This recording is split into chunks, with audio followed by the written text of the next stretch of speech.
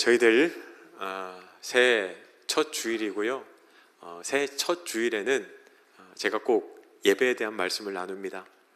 왜냐하면 예배가 성공해야 우리 인생에 성공할 수 있기 때문입니다.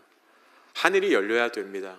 하늘이 닫혀버리면 이 땅은 메말라 버리고 궁핍해지기 마련입니다. 그러나 하늘이 열릴 때 이 땅에 풍요로워지고 하나님의 복을 누리게 됩니다. 여러분, 하늘이 열리는 방법이 무엇입니까? 바로 예배입니다. 저희들이 2026년을 시작하면서 모두의 삶에 예배가 성공하는 그런 귀한 역사로 시작하게 되시기를 바랍니다. 김성경 목사님이라는 분이 버려질 모든 순간을 사랑하겠노라 라는 책에 이야기 하나를 소개하고 있습니다.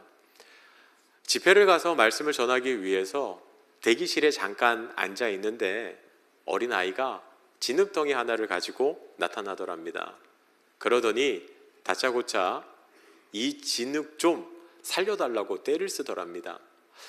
목사님이 그 진흙을 봤더니까 물기가 다 빠져서 딱딱해져서 이제 어떻게 손을 쓸 수 없는 상태가 되어버린 그런 진흙인데, 아이가 자꾸만 살려달라고 떼를 쓰니까 안 된다고 했는데 막 울면서 떼를 쓰니까 어쩔 수 없이 그 진흙덩이를 가지고 화장실로 갔답니다. 그래서 화장실에 가서요, 물을 조금씩 부으면서 계속 이렇게 짓 눌러봤대요. 짓 이겨봤답니다. 조금이라도 그 자력이 돌아오기를 바라면서요. 그렇게 한참을 물을 붓고 이렇게 누르기를 반복하는데 어느 순간부터 그 진흙이 이렇게 점성이 느껴지기 시작하더래요. 보들보들해지면서 흙이 뭉쳐지기 시작하는데, 근데 그 진흙을 보는 순간 갑자기 눈물이 나더랍니다. 왜냐하면 마치 그 진흙이 자기와 같지 않을까 하는 생각이 들어서요. 우리의 영혼이 그렇습니다. 하나님과 잠깐 떨어져 있는데 그냥 잠깐이에요. 근데 그 순간에 우리의 영혼이 메말라 버리는 것을 경험할 때가 있거든요. 목사님이 그걸 느꼈나 봐요. 자기의 영혼이 지금 메말라 있는데 메말라 있는지조차 모르고 있었다는 사실이 참 부끄러웠답니다. 그래서 세면대를 보는데요, 그때 이 찬양이 생각나더래요. 십자가 그 사랑이라는 찬양이요. 십자가 그 사랑 멀리 떠나서 무너진 나의 삶 속에 잊혀진 주네, 2절이죠. 돌 같은 내 마음 어루만지사 다시 일으켜 세우신 주를 사랑합니다. 돌 같은 내 마음, 하나님 그 마음을 만져주셔서 제 마음이 다시 회복되기를 원합니다. 근데 여러분, 1절 가사에 보면요, 십자가 그 사랑, 내가 떠났는지도 알지도 못했는데 떠나면 어떻게 됩니까? 내 삶이 무너지기 시작하는 거예요. 여러분, 그래서 우리가 2026년을 시작하면서 혹시 내 마음이 굳어 있지는 않은지, 내 영혼이 딱딱해져 있지는 않은지 점검하셔야 됩니다.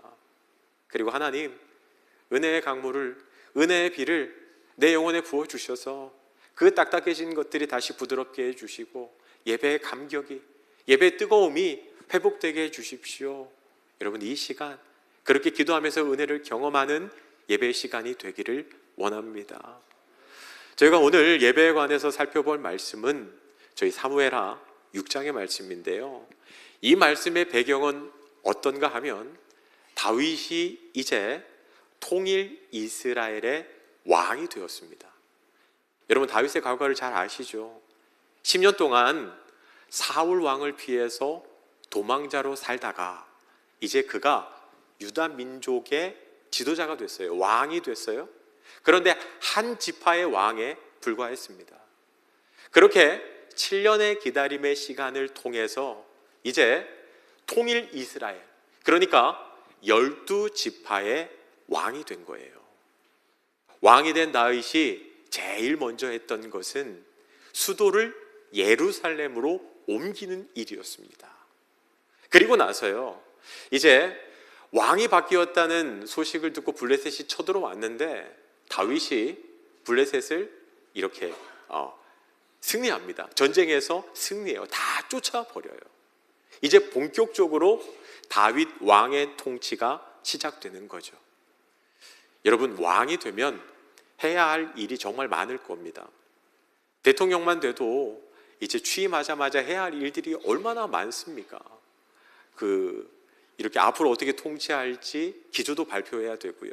장차관도 임명해야 되고, 외교적인 문제도 정리해야 되고, 급한 현황들도 결정 내려야 되고, 할 일이 많습니다. 다윗도 마찬가지였어요.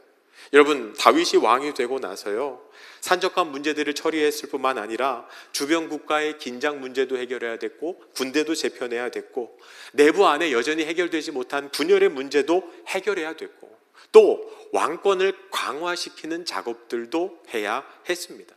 할 일이 산더미 같았습니다.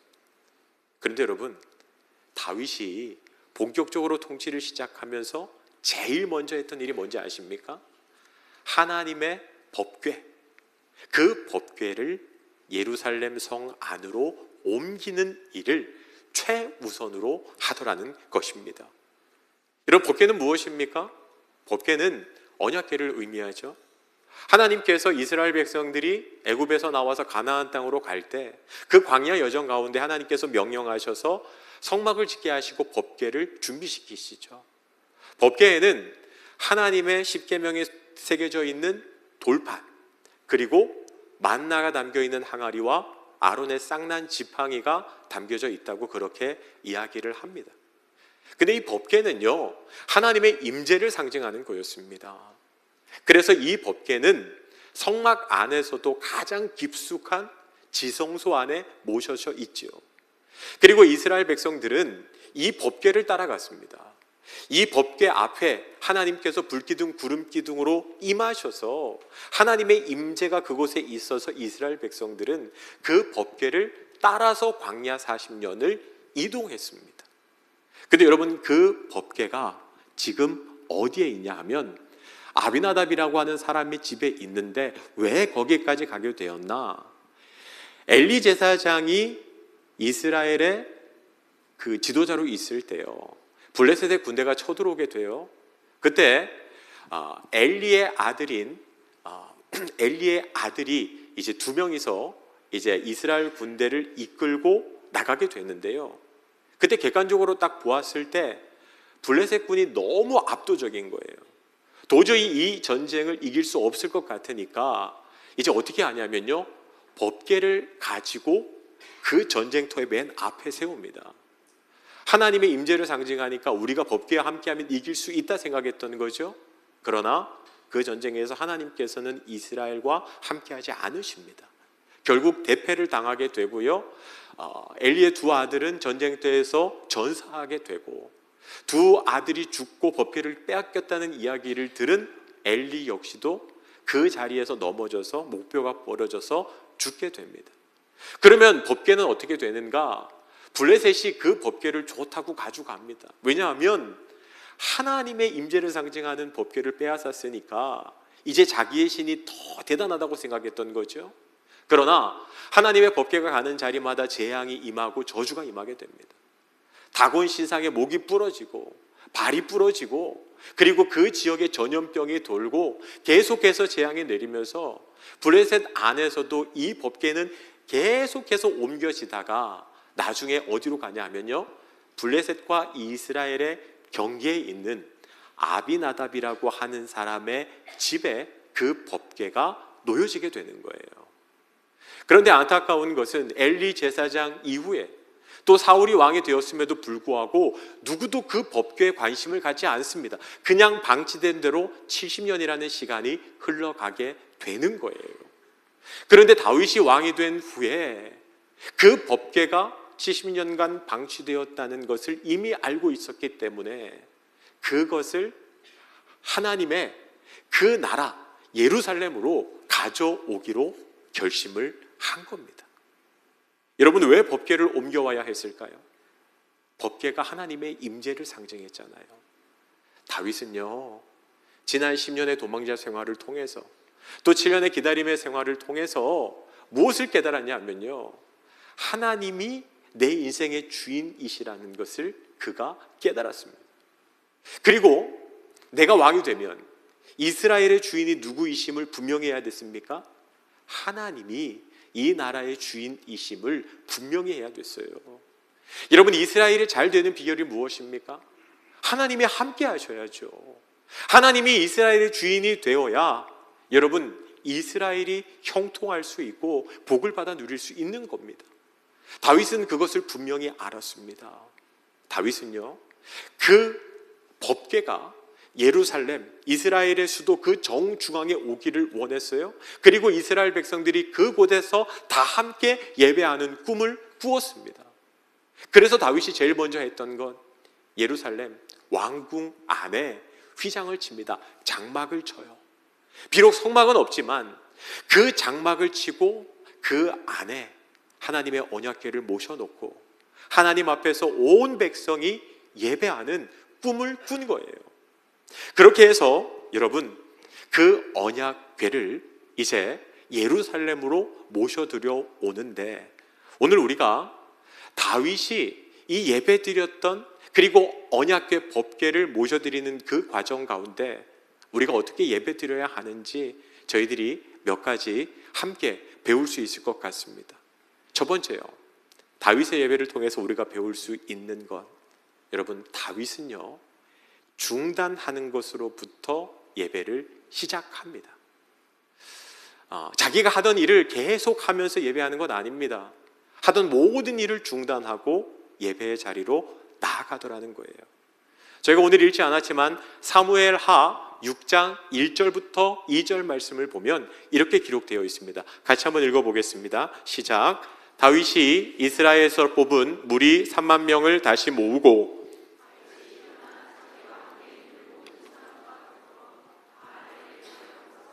거기서 하나님의 궤를 메어 오려 하니 그 궤는 그룹들 사이에 좌정하신 만군의 여호와의 이름으로 불리는 것이라.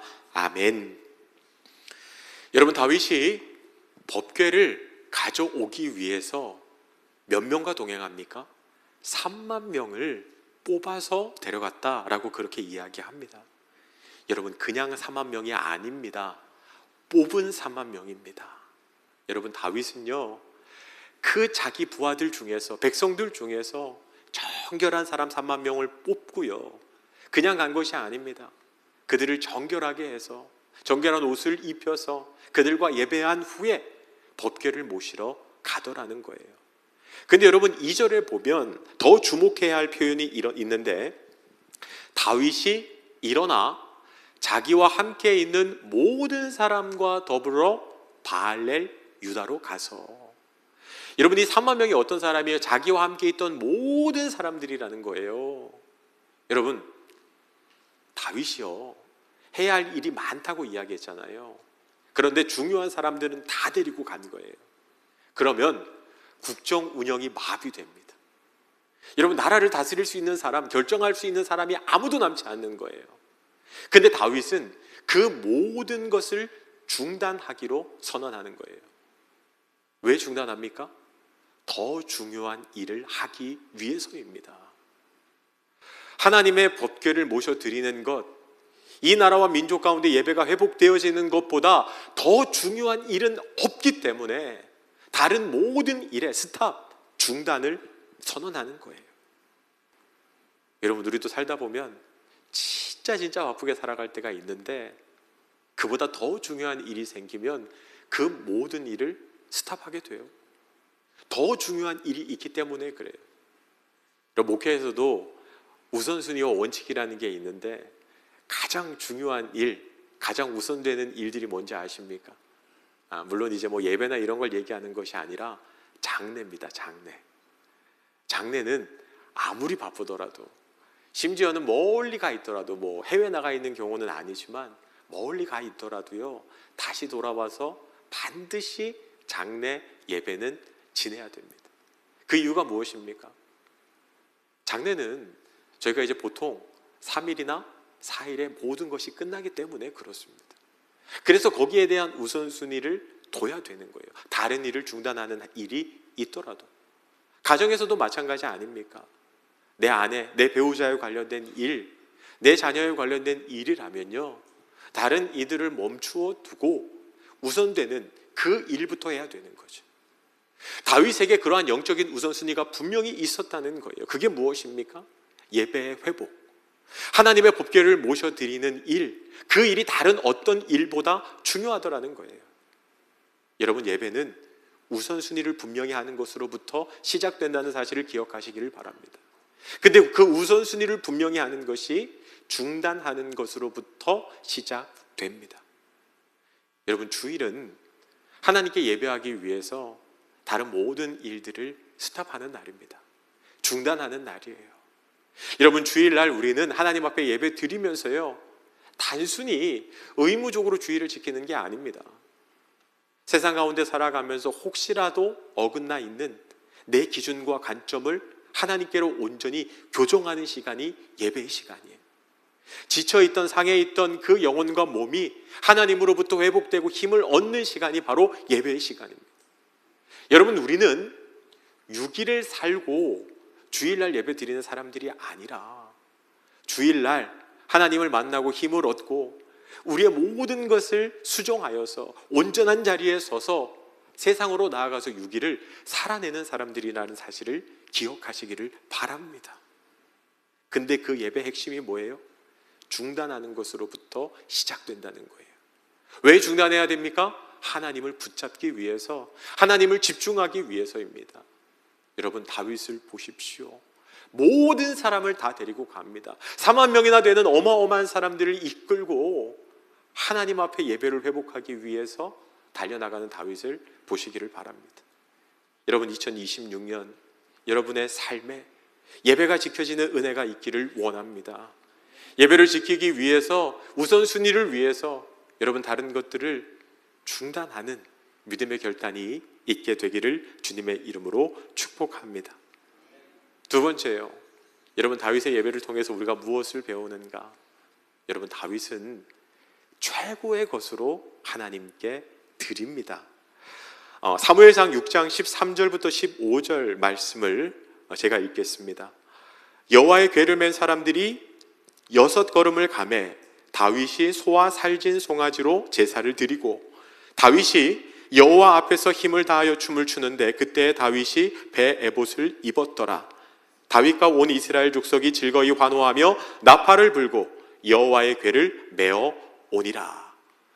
여러분, 다윗이 그 법궤를 모시고 들어오는 장면이 있는데 아비나답의 집에 있던 이 언약궤를 옮기려다가 실패해요. 왜냐하면 하나님이 명하신 방법대로 하지 않았다가 수레에 담겨서 옮겼다가 결국 웃사라는 사람이 죽게 되죠. 그래서 이 법궤가 당분간 어디에 있었냐 하면 오벳 에돔이라고 하는 사람 집에 있었어요. 처음에 다윗도 두려운 마음이 있었습니다. 그런데 법궤가 들어가고 나서부터 오벳 에돔의 집이 축복을 받아요. 모든 일이 잘 되더라는 거예요. 그래서 이제 됐다. 이제 그 하나님의 법궤를 예루살렘 성으로, 왕궁으로 옮겨와야겠다라고 결심을 해요. 오벳 에돔의 집에서 예루살렘까지는 21km였다고 합니다. 여러분, 생각해 보십시오. 3만 명이 넘는 사람들이 쫙 그 대열을 맞춰서 그 언약궤를 옮기는 모습을 한번 상상해 보십시오. 얼마나 장관이겠습니까? 그런데 여러분, 오늘 말씀을 보면 6걸음을 걷고 나서 소와 살진 송아지를 잡아서 제사를 드렸다라고 그렇게 되어 있어요. 제가 6걸음 걸을 때마다 소를 잡아서 제사를 드렸으면 도대체 몇 번의 제사를 드렸을까? 만일 오벳에돔의 집부터 시작해서 제사를 드린 거라면 제가 계산을 해봤는데요, 4200번 제사를 드려야 되더라고요. 근데 제가 제 상식으로 4200번 제사, 그러니까 여러분, 소를 잡아놓고 준비하고 있는 게 아니잖아요. 6걸음 걷고 소를 잡아서 가죽을 벗기고 각을 뜬 다음에 다 불에 태워서 번제를 드리는 거예요. 야, 그러면 이거 몇십 년 걸리겠다. 이건 아닌 것 같다라는 마음이 좀 들더라고요. 근데 그 사무엘상 6장 12절 말씀 마지막이 어떻게 끝나냐 하면 하나님의 궤를 기쁨으로 메고 오벳 에돔의 집에서 다윗성으로 올라가매, 그리고 나서 13절에서 여호와의 궤를 맨 사람들이 6걸음을 가매. 저는 이 말씀을 묵상하다 그런 생각을 했습니다. 오벳 에돔의 집에서 쭉 가지고 오다가 다윗성 예루살렘에 도착한 순간부터, 입구를 딱 나가기 시작하면서부터는 6걸음을 걷고 그때마다 이렇게 제사를 드린 게 아닐까, 제 생각이에요. 근데 여러분, 그래도요, 6걸음 해봤자 5m 조금 넘을걸요. 그렇게 해서 수킬로를 이동해야 하면 몇 번의 제사를 드려야 했을까요? 그건 그렇다 치더라도 몇 마리의 소를 잡고 얼마만큼의 수고와 노력이 들어가야 할까요? 성격 급한 사람은요, 아마 그거 보면서 답답해서 아마 도망갔을 것 같아요. 근데 다윗은 그 모든 상황을 기쁨으로 고백합니다. 왜냐하면 하나님이 이스라엘과 함께 하시는 것이, 이곳에서 예배 드리는 것이 무엇보다도 기뻤기 때문입니다. 그 많은 소와 송아지를 잡아드려도, 그 오랜 수고와 시간이 걸리더라도 다윗에겐 그게 중요하지 않았어요. 왜요? 그 귀한 하나님께 이 모든 것을 기쁨으로 드릴 수 있는데 오히려 감사한 일이죠. 다윗의 예배는 최고의 것으로 하나님 앞에 드리는 예배였습니다. 여러분이 오늘 드리는 이 예배가 하나님 앞에 최고의 것으로 드리는 예배가 되기를 원합니다. 그냥 하나님 앞에 드리는 이 시간이 그냥 아무 쓸데없는 시간이 아니라 내게 너무나도 귀한 시간인데, 하나님, 그런데 이 시간을 하나님 앞에 올려드립니다. 하나님, 제가 예배 올 때 하나님 앞에 조금이라도 더 귀한 모습, 아름다운 모습으로 오고 싶어서 제가 오늘 제 옷 중에 가장 단정한 옷으로 제가 준비해서 왔습니다. 하나님, 제가 예배 드릴 때 그냥 드리지 않고 먼저 와서 하나님 앞에 기도로 준비하고 찬양으로 하나님께 영광 돌리고 말씀 가운데 제가 하나님 앞에 나아가기를 원합니다. 그 작은 마음 하나하나가 최고의 것으로 드리는 예배라는 사실을 기억하시기를 바랍니다. 여러분, 마리아가 그 300데나리온이나 되는 향유를 예수님의 발에 부을 때 사람들은 낭비라고 이야기했습니다. 이 얼마나 쓸데없는 낭비인가 라고 제자들조차도 그를 비난했습니다. 근데 예수님은 아니라고 말씀하세요. 마리아는요, 죄송한 마음뿐이었습니다. 예수님께 더 좋은 것으로 드리고 싶은데 이것밖에 드리지 못해 죄송합니다. 여러분, 우리의 마음이 그런 마음이 되어야 한다는 거예요. 여러분, 우리의 예배가 어떻게 하나님을 기쁘시게 하는 예배가 될 수 있습니까? 어떻게 하늘 문이 열리는 예배가 될 수 있습니까? 가장 좋은 것으로 하나님 앞에 드리는 예배예요. 다윗처럼 그 6걸음을 드릴 때마다 하나님 앞에 감사의 제사를 드리는 그 마음이 우리 안에 예배 가운데 있게 되기를 원합니다. 마지막, 다윗의 예배를 통해서 우리가 배우는 것은요, 다윗은 하나님으로 인해 기뻐하는 예배를 드리더라는 거예요. 오늘 저희가 읽은 14절 말씀을 보면 이렇게 되어 있어요. 사무엘하 6장 14절. 다윗이 여호와 앞에서 힘을 다하여 춤을 추는데 그때 다윗이 배 에봇을 입었더라. 여러분, 배 에봇은요, 이렇게 속옷 같은 겁니다. 그런데 회개할 때 하나님 앞에 정결하게 흰색, 이 배 에봇을 의미하는 거거든요. 그런데 하나님의 법궤를 옮기는 거니까 배 에봇을 입었는데 이 옷은 약간 이렇게 헐렁한 옷이에요. 그 다윗이 힘을 다하여 추니까 어떤 일이 일어나냐 하면 이 옷이 내려갑니다. 그래서 나중에 미갈이 다윗을 질책하는 장면이 나와요. 아니, 한 나라의 왕이 채신머리 없게 백성들 앞에서 그렇게 춤추다가 바지가 내려가서 그 하반신을 백성들한테 보이는 그 추태를 부리냐고 그렇게 비난을 하는 장면이 나와요. 근데 여러분, 다윗은요, 그게 하나도 중요하지 않았어요. 왜요? 하나님의 임재가 이제 이곳에 있는데 이제 이스라엘 백성들과 함께 예배 드릴 수 있는데, 진정한 하나님이 함께 하시는 예배가 회복될 수 있는데 이것보다 더 좋은 게 어디 있어요? 다윗은 너무 좋아서 그 자리에 바지가 내려갔는지도 모르고 막 기뻐서 춤을 추더라는 거예요. 여러분, 다윗의 이 심경이 이해가 되세요? 저희 아들들은 지금은 잊어버렸을지 모르지만 어릴 때요, 이제 제가 퇴근하고 나면요, 이렇게 배를 딱 누르잖아요. 그러면 문 앞에서 기다리고 있어요. 그러다가 제가 문을 탁 열면 막 둘이 막 온 힘을 다해서 막 아빠를 격하게 막 환영하면서 막 춤을 추는, 막 발광을 막 하면서 막 몸부림을 치면서 저를 환영해 주던 때가 있었습니다. 그걸 보면서 얼마나 행복했는지 몰라요. 야, 너희들이 이 아빠를 이렇게 좋아하는구나. 너무 고맙다. 너무 감사하다. 그러면서 제가, 야, 내가 평생 참 내가 너희들 아빠로서 최선을 다할게. 이제 그렇게 결심했던 적이 있어요. 왜냐하면 그 아이들이 그렇게 저 때문에 그냥 기뻐서 춤추는 게 너무너무 좋았어요. 여러분, 다윗이 그렇게 하나님 때문에, 하나님이 너무 좋아서 막 춤을 추니까 하나님의 마음이 어땠을까요? 하나님도 너무 좋지 않을까요? 내가 하늘을 열어줄게. 다윗아, 내가 이스라엘을 축복해 줄게. 너희들이 구하기만 하면 내가 응답해 줄게. 여러분, 우리는 흔히 착각하는 게 다윗이 똑똑해서, 다윗이 정치를 잘해서 이스라엘이 강성한 나라가 되었다고 생각해요. 아니에요. 여러분, 다윗이 뛰어나서 이스라엘이 그렇게 강성한 나라가 된 게 아닙니다. 그들이 적들을 상대로 백전백승한 게 아니에요. 하나님이 하늘의 문을 열어주셨기 때문에 그래요. 여러분, 생각해 보세요.